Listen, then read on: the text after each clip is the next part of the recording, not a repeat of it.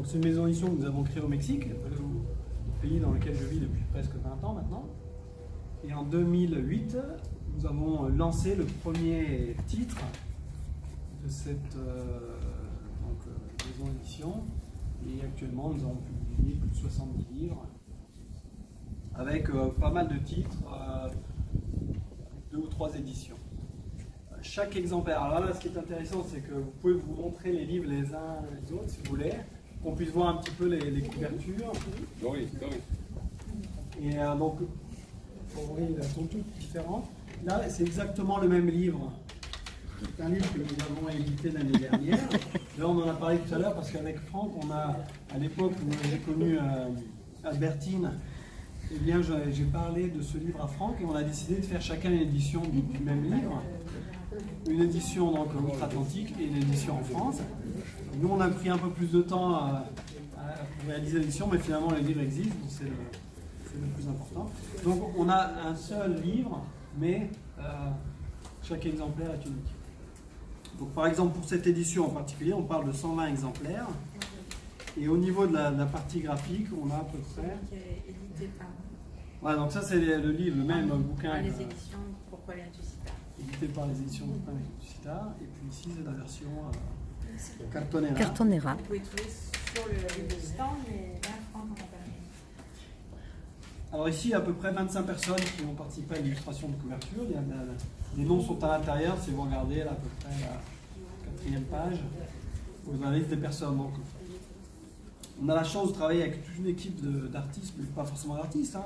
Des gens qui viennent à l'atelier, ça peut être aussi bien des amis de passage.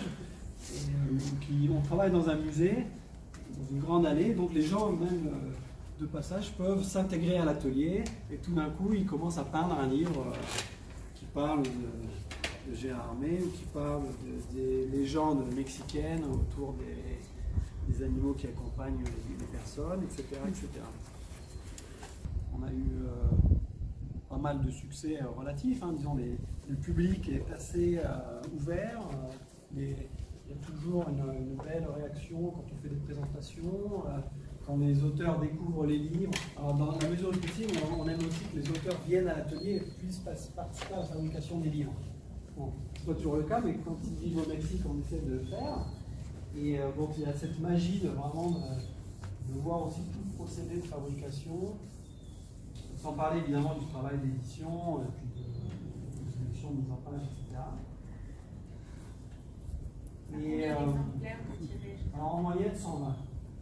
Parfois un peu plus, parfois un peu moins, mais 120. Alors justement, pour expliquer un peu pourquoi 125, pourquoi 120 magique, c'est parce que quand on édite un livre, dans ce cas-là, l'auteur va recevoir une partie de l'édition.